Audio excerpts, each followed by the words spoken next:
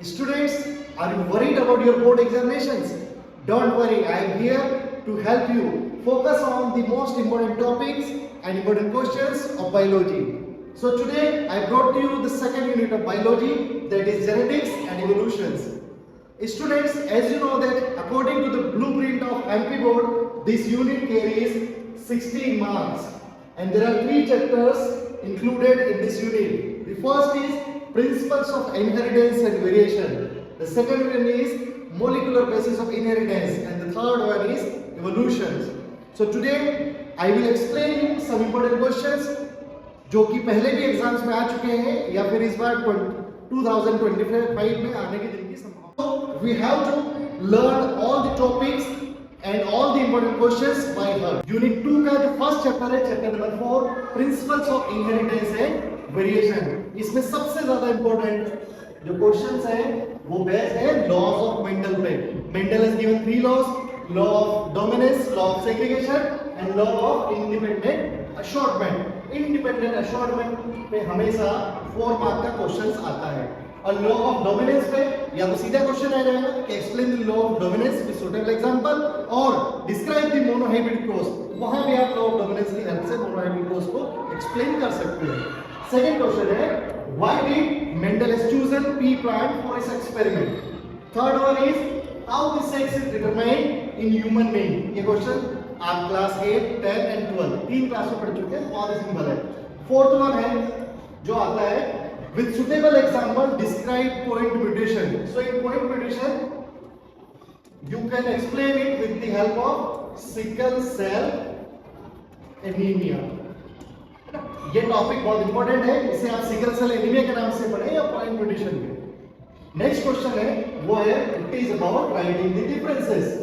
पहला है homozygous and heterozygous. क्या होता है उसमें डिफरेंस करना, dominant and recessive trait and then genotype and phenotype. Question है वो है अबाउट एक्सप्लेनिंग द टर्म्स. तो कुछ टर्म्स है जो 2 मार्क्स में कभी-कभी आती है, जैसे कि म्यूटेशन, डाइहाइब्रिड क्रॉस जिसको कि आप मेंडल के थर्ड लॉ के रूप में भी पढ़ते हैं, कोडोमिनेंस जिसमें कि आप ब्लड ग्रुप का एग्जांपल देते हैं, pleiotropy, recombination, monohybrid cross, law of dominance, test cross and back cross and of course linkage. इन सभी पे क्वेश्चन आते हैं एक्सप्लेन करने के, तो आते हैं. It's not possible that you are studying principles of inheritance and variation और उसमें कोई सिंड्रोम या डिसीज ना आए. तो कुछ यहाँ पर क्रोमोसोमल डिसऑर्डर्स है ना, और कुछ यहाँ पर मेंडेलियन डिसऑर्डर्स हैं, जैसे कि haemophilia, sickle cell anaemia, colour blindness, phenylketonuria, thalassaemia, Down syndrome, Klinefelter syndrome and Turner syndrome. इन पे एक में क्वेश्चन जरूर आता है, चाहे फिल इन द ब्लैंक्स में आ जाए, चाहे मैच द कॉलम्स में सीधे क्वेश्चन पूछ ले. इसमें जो टाइप्स है हमारी एनसीईआरटी की बुक में दिए हैं as Mendelian disorder, as Mendelian disorders. और लास्ट में 3 है आपकी बुक में, सबसे लास्ट में ये 3 डिसऑर्डर्स दिए हैं जिन्हें हम बोलते हैं क्या, chromosomal disorders.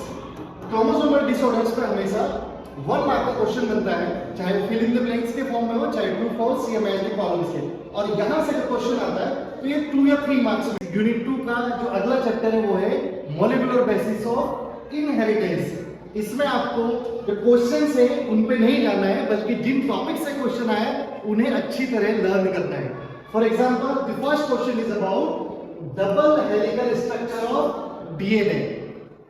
Second question is about genetic code. तो double helical structure of DNA that was given by Watson and Crick, तो वो टॉपिक को आपको अच्छे से पढ़ना है. जेनेटिक कोड का जो टॉपिक आपको दिया है जिसमें कि उसके सैलिएंट फीचर्स भी दिए हैं, ये भी आपको अच्छे से पढ़ना है. Question number 3 is about DNA fingerprinting. Then what is DNA fingerprinting, इस टेक्निक को अप्लाई कैसे करते हैं और उसकी एप्लीकेशंस क्या है. और एक बार 1 मार्क का क्वेश्चन आएगा that who has given the technique DNA fingerprinting, तो ये भी आपको लर्न करना है. Question number 4 is about human genome project. तो ह्यूमन जीनोम प्रोजेक्ट क्या है और इसे एक मेगा प्रोजेक्ट क्यों कहते हैं, ये आपको लर्न करना है. Question number 5 is about process of replication की प्रोसेस को आपको डीप में पढ़ना है, including the enzymes and machinery involved in it. Question number 6 is about differences between DNA and RNA. Again, a very simple question. Question number 7, you have to explain the operand model by describing the structure of lead operon. ये भी आता है 4 marks में आता है. Question number 8 is about difference between messenger RNA and transfer RNA. Question number 9 is process of translation. तो जितने भी आप प्रोसेस वाले क्वेश्चंस आते हैं या 4 मार्क के क्वेश्चन आते हैं, you have to draw the suitable diagram or ray diagram. Question number 10 is transcriptions. So you have to explain what is transcription and you have to mention the enzymes involved in this process. Unit 2 का जो next chapter है वो है evolution. इसके कुछ questions हैं जो बहुत ज्यादा लेंथी चैप्टर नहीं है, कुछ बहुत ही कम टॉपिक्स हैं जो आपको पढ़ने पड़ेंगे. पहला टॉपिक है difference between homologous and analogous organ, and then what is adaptive radiation, then Hardy Weinberg principle, इसकी जो इक्वेशन है वो आपको लर्न करनी है. देन फिर से क्वेश्चन है can we call human evolution is adaptive radiation. ये टॉपिक आप जब पढ़ेंगे तो आपके दोनों क्वेश्चन उसमें क्लियर हो जाएंगे. Next question number 5 is about theory of natural selection. अब यहाँ पे सेम क्वेश्चन होंगे, तो क्वेश्चन नंबर 5 और 6 अगर आप ये टॉपिक पढ़ लेंगे नेचुरल सिलेक्शन तो दोनों आपकी कवर हो जाएंगे. देन लेमार्किज्म एंड नियोलेमार्किज्म, सीधे सीधे भी क्वेश्चंस आता है या कभी कभी दोनों में डिफरेंस भी पूछ लेते हैं. और एक अगला जो कि आ ही रहेगा फिर से है ना, यूरे एंड मिलर्स एक्सपेरिमेंट. इसमें इसका डायग्राम भी आपको लर्न करना है, ये एक्सपेरिमेंट उन्होंने क्यों किया था वो भी लर्न करना है, क्या क्या चीजें उन्होंने यूज की थी ये भी लर्न करना है. So thank you, have a great day.